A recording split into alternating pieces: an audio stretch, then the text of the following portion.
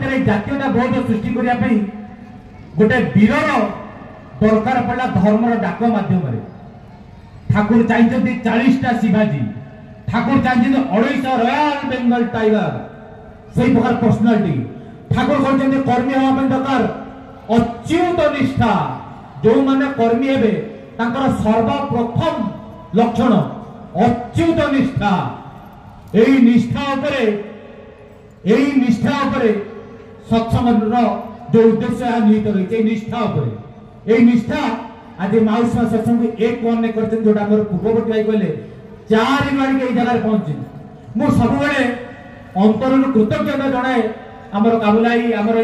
से साहस नहीं गछ तले जाकि सत्संग करि परिबे आमर तो जयगुरु करियो भाई लाज लगे गोटे गुरु भाई की फोन करते से हाथ लेके कोठबो एपुर भाई जयगुरु तो हां भाई कहउनाती